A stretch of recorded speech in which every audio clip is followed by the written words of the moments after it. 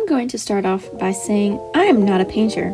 I've never been trained to paint, and to be straight honest, I do not regularly enjoy painting at all. Why? It's dang hard. It takes patience and control, things I don't naturally harbor. But I love paintings. There is something so remarkable about minerals and dyes strategically slathered on a physical canvas to create a beautiful image. The older paintings, such as the ones in the Golden Age, are particularly alluring. It's a beautiful and somewhat lost art. Okay, so I like painting. Why am I making such a big deal when I'm not even painting? Well, I've been learning a little about American painting in particular. I've heard about some really interesting techniques, but one specifically interests me the most. It doesn't even have a name that I know of or that I remember.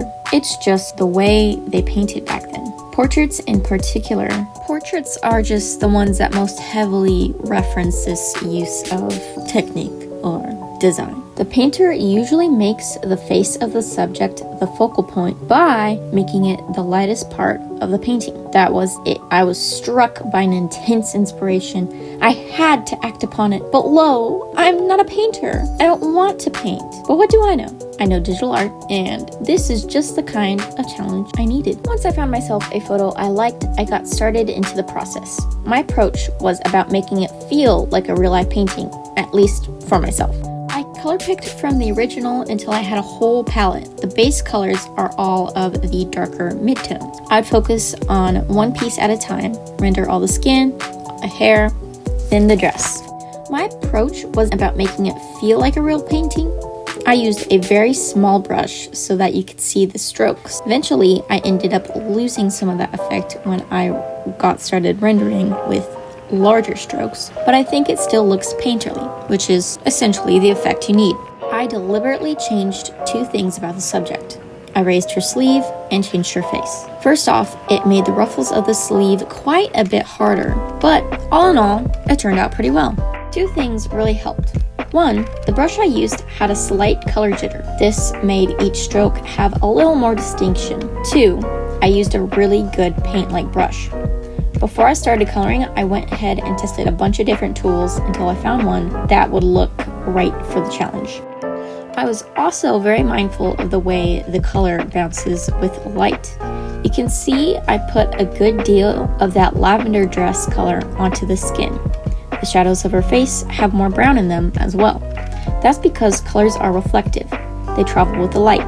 Black absorbs light, so you won't see a whole lot of colors bouncing around there, but this gives it a more realism aspect. So you won't see a whole lot of colors bouncing there. Spread those colors out. It'll make the piece more interesting. That's right. If you put some of that skin color up high, that'll also draw the eye.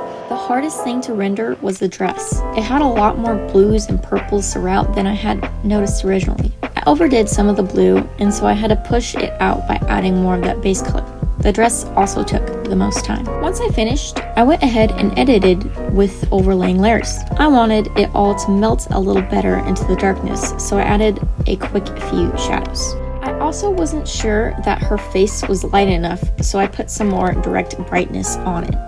I saved the piece multiple times throughout, such as after finishing a big chunk of a certain section. Each one just feels different, and I love it so much. From the unfinished dress, which feels more surrealistic, all the way up to the entirely finished digital painting. This was a fantastic idea. Whether I achieved a painting-like look is up to you, but I'm super proud of it. By far, my favorite one I've created yet this year. It was so worth the time, and I might even create another one in the future. Thanks for giving it a look-see, and I hope it might have maybe encouraged you to step out of your art comfort zone and challenge yourself. This can also be applied to anything in life. I love you and pray you're going to have the strength to do new things. Until next time, see ya!